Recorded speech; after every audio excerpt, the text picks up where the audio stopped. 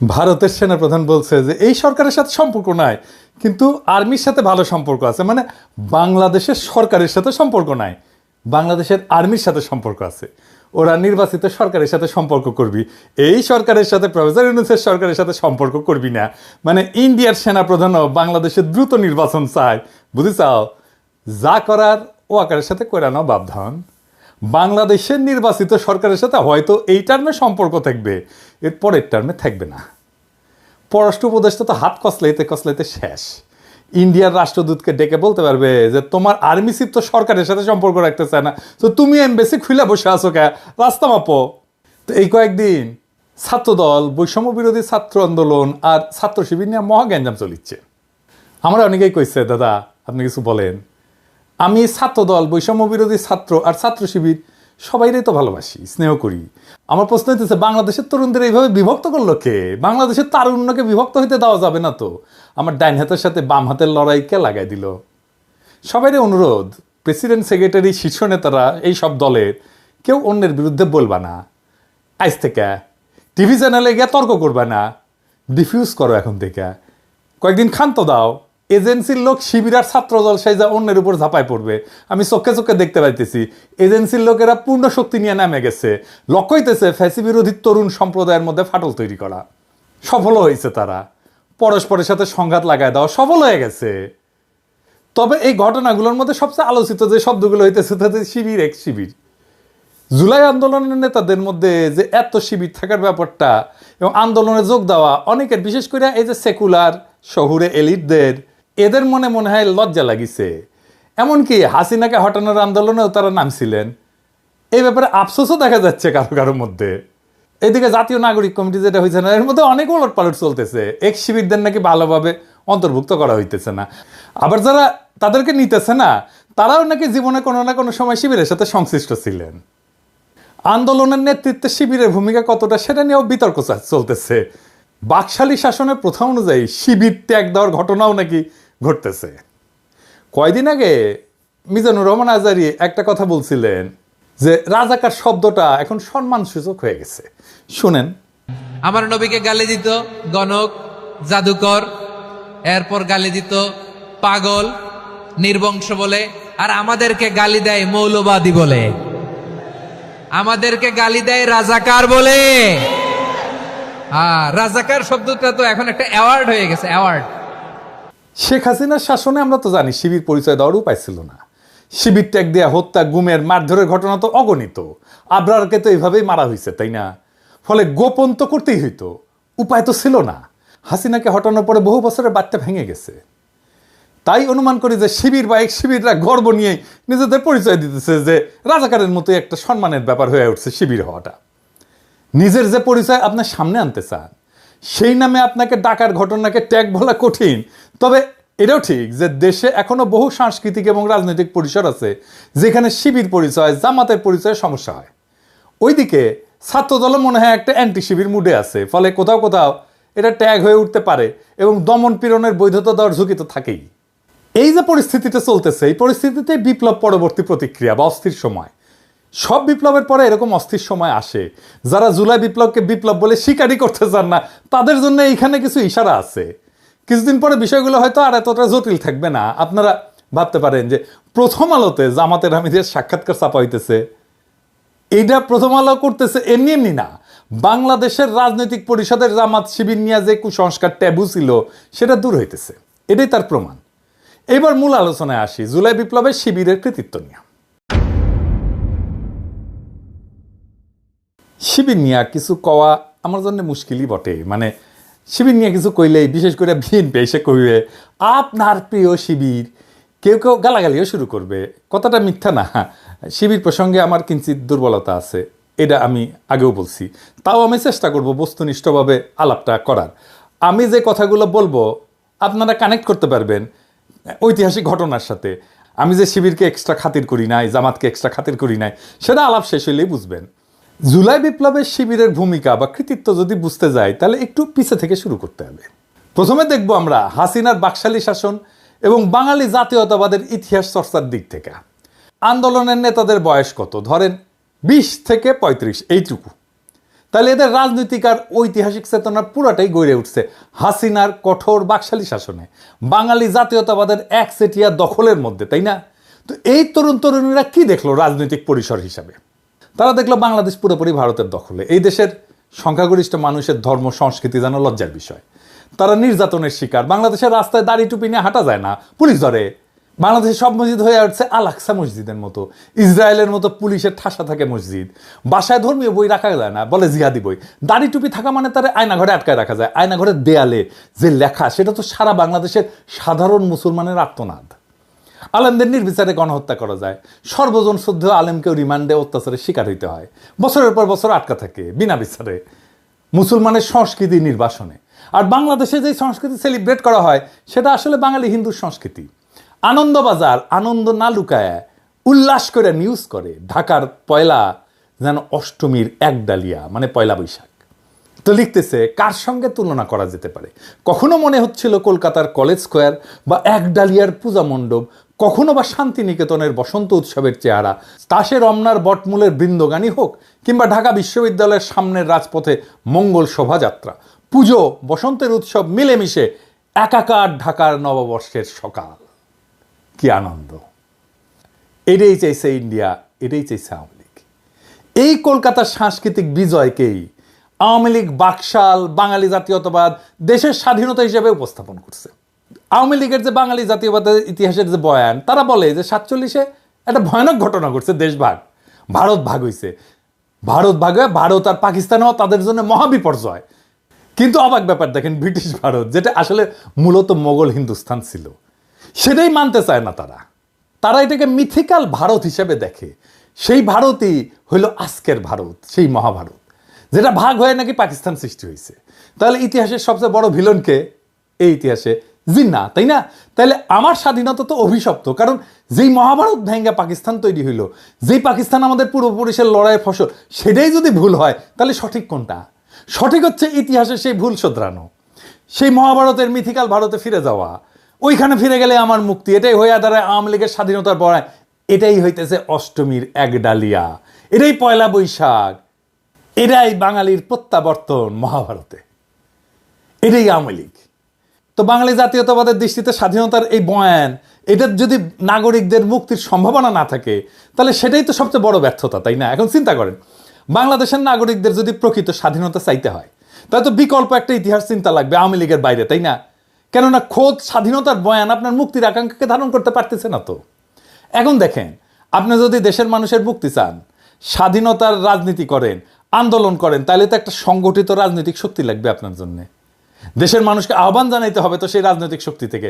সবচেয়ে বড় কথা, জনগণের ভরসাস্থল হইতে হবে তো আপনাকে। আপনার ডাকে তারা সাড়া না দিলে কিভাবে আন্দোলন করবেন? আপনি তখন সংগঠিত রাজনৈতিক শক্তির খোঁজ করবেন, তাই না? উঠতে বেড়াবেন, দেশের রাজনৈতিক সংগঠনগুলোর দিকে নজর দিবেন, তাদের বয়ান ইতিহাস চিন্তা যাচাই বাছাই করবেন, তাই না? হাসিনা প্রতিপক্ষ রাজনৈতিক শক্তিগুলোর মধ্যে যদি সম্ভাবনা খুঁজতে যায়, দেখেন কারা কারা আছে। বিএনপি আছে, বাম দল আছে, দুই একটা, জামাত আছে, শিবির আছে, এই তো হেফাজত আছে। এই পর্যায়ে এসে আপনার মনে হবে যে বাংলাদেশে প্রকৃত স্বাধীনতার ভিত্তি কোথায়, দেশের নাগরিকদের মুক্তির জন্য কোন ইতিহাস চিন্তা সবচেয়ে উপযুক্ত, তাই না? আপনি বিএনপিকে যদি দেখেন, দেখবেন যে নির্যাতিত তারা, হাসিনার দমন পীড়নে তারা পিষ্ট, নেতারা জেলে, কর্মীরা গুম হয়ে যাচ্ছে, ক্রসফায়ারে যাচ্ছে, ঘর বাড়ি ছেড়ে পালাই বেড়াচ্ছে বনে জঙ্গলে, তাই না? ভালো একটা সম্ভাবনা খুঁজে পেলেন, মজলুম দল সাধ্যমতো লড়াই করতেছে, রক্ত দিতেছে, তখন তাদের ইতিহাস চিন্তার দিকে নজর দেবেন। আপনি কি পেলেন? আপনি তো খুব একটা স্পষ্ট কিছু বুঝতে পারলেন না। বিএনপির মধ্যে আপনি তো গণতন্ত্রের দাবি দেখবেন, ভোটের দাবি দেখবেন, তারা একটা ভোট চাইছে, তাদের মধ্যে ভারত বিরোধিতা আছে একটা সেকশনের মধ্যে। বিএনপির লোকেরা বলে না যে আপনারা দেখতে পান না, আমরা তো তিস্তা নিয়ে প্রোগ্রাম করছি, লং মার্চ করছি ইন্ডিয়ার বিরুদ্ধে, আমরা কি ইন্ডিয়ার বিরুদ্ধে কথা বলি না?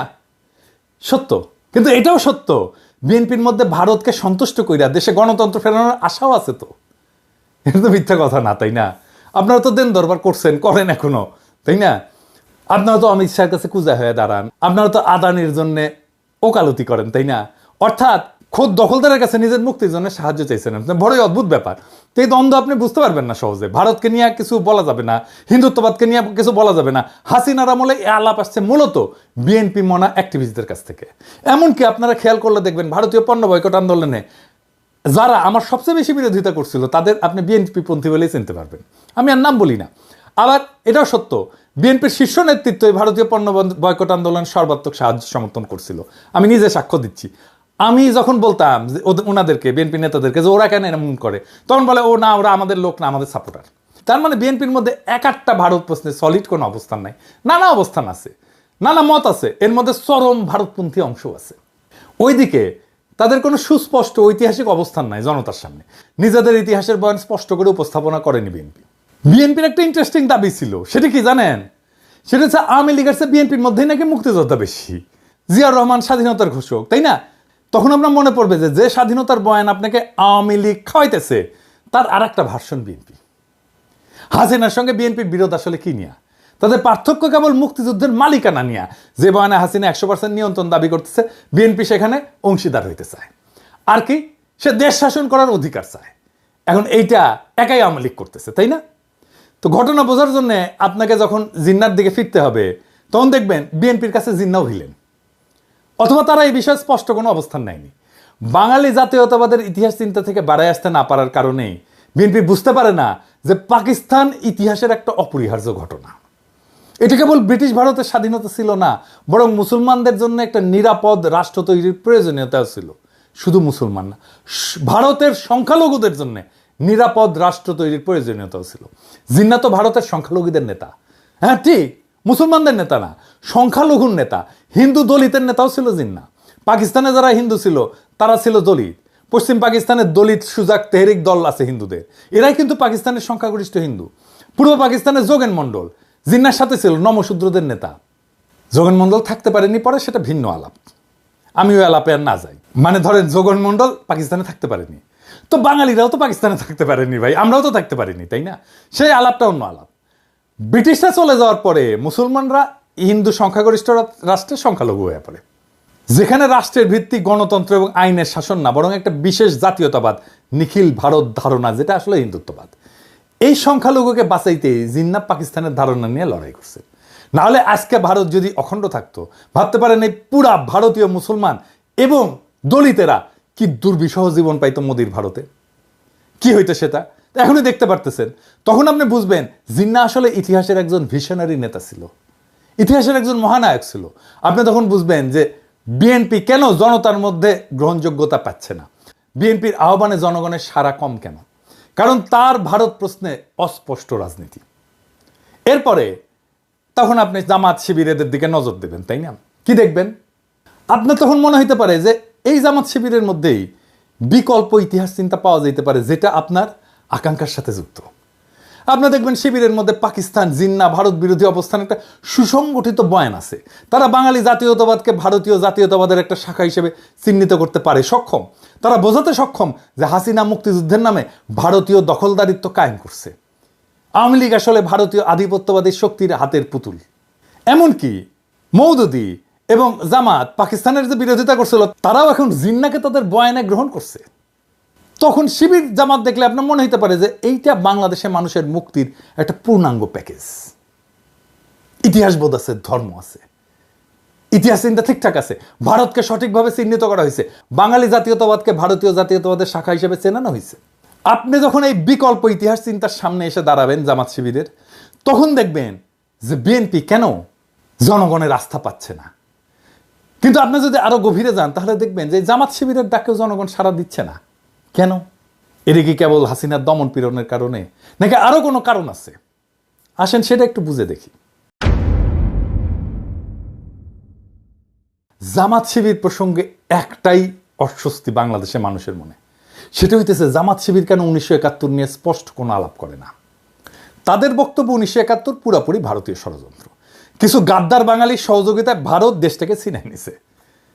আপনার মধ্যে অস্বস্তি তৈরি হবে, কারণ আপনি তো মানুষের বেদনা, চোখের পানি, রক্ত চেনেন, আপনি তো ইতিহাস দেখছেন। মুক্তিযুদ্ধ তো খুব দূরের ঘটনা না, এগুলো তো অস্বীকার করতে পারবেন না। আপনার তখন মনে হবে একদম নিরপেক্ষভাবে দেখলে 1971-এর ঘটনা কেবল ষড়যন্ত্র ও দুর্ঘটনা না, এটি ইতিহাসের একটা গভীর বাস্তবতা, যেখানে লাখো মানুষের রক্ত ঝরছে। মুক্তিযুদ্ধের বয়ানে যতই দুর্বলতা থাকুক, ভারতের যতই উস্কানি থাকুক, যতই ষড়যন্ত্র থাকুক, স্বাধীন বাংলাদেশ তো আমরা চাইছিলাম, লড়াই করছে আমাদের মানুষ, রক্ত দিচ্ছে। জামাত আর শিবির যেই বয়ানি আনুক না কেন, তারা যেই প্রশ্নের উত্তর দিতে পারবে না, এখনো পারেনি, সেটা হচ্ছে 25শে মার্চ তো একটা জেনোসাইড হয়েছিল, গণহত্যা হয়েছিল, তাই না? আপনারা তার প্রতিবাদ তো করেন নাই। রাজনীতিতে জেনোসাইড একটা decisive moment, very decisive moment. আপনাকে এই সময় ভিকটিমের পক্ষ নিতে হবে। ওই মোমেন্টে পক্ষ নিতে না পারাটা রাজনৈতিক ব্যর্থতা। এই যে এক্স শিবির ধারণা, এইটা হইতেছে শিবিরের সেই অংশ যারা শিবিরের হিস্ট্রিগ্রাফি, ইতিহাসবোধ, হিস্ট্রিসিজমকে ওন করে, আবার 1971 25শে মার্চের রাইট ডিসিশন নিতে না পারাটাকেও ডিজওন করে। আপনি যখন এমন একটা নতুন ইতিহাস চিন্তায়, নতুন হিস্ট্রিগ্রাফিতে পদার্পণ করেন যা একদিকে ভারতীয় আধিপত্যবাদকে প্রত্যাখ্যান করবে, অন্যদিকে 1971-এর বাস্তবতাকেও অস্বীকার করবে না, তাইলে আগামীর বাংলাদেশে সেই রাজনীতি কিভাবে তৈরি হবে? বাংলাদেশের স্বাধীনতাকে পোস্ট কলোনিয়াল রাষ্ট্র হিসেবে দেখতে হবে, যেখানে ভারত বা পাকিস্তানের কোনো প্রভাব নাই, বরং এটা একটা স্বতন্ত্র জাতি রাষ্ট্র যেখানে জনগণের স্বার্থই মুখ্য, জনগণই এই রিপাবলিকের মালিক, তারাই তার ইতিহাসবোধের কর্তা। আপনি তখন দেখবেন বাংলাদেশ ভারতের মতো একটা আগ্রাসনবাদী, সাম্রাজ্যবাদী, আধিপত্যবাদী রাষ্ট্র না, আবার পাকিস্তানের মতো একটা ধর্মভিত্তিক রাষ্ট্রও না। এটা সত্যিকার অর্থে একটা আধুনিক পোস্ট কলোনিয়াল রাষ্ট্র যেখানে নাগরিকদের সমান অধিকার নিশ্চিত করা দরকার। আপনার এই নতুন ইতিহাস ভাবনা আপনাকে ওই সাবেক এক্সিবিট বানায় দেবে, আর এইখান থেকেই শুরু হবে নতুন রাজনৈতিক আন্দোলন যা ভারত বা পাকিস্তানের ছায়ারায় বাংলাদেশের জনগণের প্রকৃত মুক্তি নিশ্চিত করবে। আমরা সেই রাস্তায় হাঁটতে শুরু করছি। বাংলাদেশের আগামীর রাজনীতির দিশাও আসবে ওইখান থেকে। আর আমি মনে করি যে এই সাবেক শিবির যারা জামাতের রাজনীতিতে যায় নাই, আবার শিবিরের ইতিহাসবোধ পাইছে, তারাই আগামী বাংলাদেশের ইন্টেলিজেন্সিয়া। বাংলাদেশের রাজনীতি এখন এক সন্ধিক্ষণে দাঁড়ায়। নতুন রাজনীতির জন্ম নিচ্ছে। আমরা যা যা দেখছি তা নতুন রাজনীতির প্রসব বেদনা। পুরনো বয়ানের আবর্ত থেকে বেড়ায় নতুন দৃষ্টিভঙ্গি গড়ে তোলার সময় আসছে। আমরা যদি সত্যি একটা স্বাধীন, সার্বভৌম এবং জনগণের কল্যাণে নিবেদিত রাষ্ট্র করতে চাই, তাহলে অতীতের ভুলগুলো থেকে শিক্ষা নিতে হবে এবং ভবিষ্যতের জন্য একটা সুসংহত দৃষ্টিভঙ্গি গড়ে তুলতে হবে। এটাই বাংলাদেশের আগামীর ইতিহাস চেতনা। এখন সময় বাংলাদেশের তরুণ সমাজকে ঐক্যবদ্ধ করার, বিভক্তির রাজনীতি থেকে বেড়ায় এসে একটা নতুন জাতীয় চেতনার ভিত্তি গড়ে তোলা। আমাদের লক্ষ্য হওয়া উচিত একটা এমন বাংলাদেশ যেখানে ব্যক্তি স্বাধীনতা, গণতন্ত্র, ন্যায় বিচার, সার্বভৌমত্ব এবং মানব সত্তার মর্যাদা অক্ষুণ্ণ থাকবে। যে তরুণেরা অতীতে ভিন্ন মতাদর্শের কারণে বিভক্ত ছিল, তাদের সামনে এখন ঐক্যবদ্ধ হয়ে দেশের জন্য কাজ করার সুযোগ আসছে। আমাদের ভুলে গেলে চলবে না। একটা জাতি তখনই উন্নতি করে যখন সে নিজের ইতিহাসকে গ্রহণ করে, তার থেকে শিক্ষা নেয় এবং ভবিষ্যতের জন্য নতুন দিগন্ত উন্মোচন করে। বাংলাদেশের ভবিষ্যৎ আজ আমাদের হাতে। ইতিহাসের জটিলতাগুলোকে বুঝে, ভুল শুধরে এবং বিভক্তির রাজনীতি পরিহার করে আমরা কি পারবো একটা সত্যিকারের স্বাধীন, আধুনিক, আত্মনির্ভরশীল রাষ্ট্র গড়ে তুলতে? উত্তরটা আমাদের সকলের হাতে। এখন সময় সামনে আগায় যাওয়ার, নতুন বাংলাদেশ গড়ার, নতুন সম্ভাবনার দুয়ার উন্মুক্ত করার। আসেন সেই কাজে আমরা হাত লাগাই। বিপ্লবের প্রেরণা থেকে শক্তি নিয়ে সামনে আগায় যায়। ইনকিলাব জিন্দাবাদ।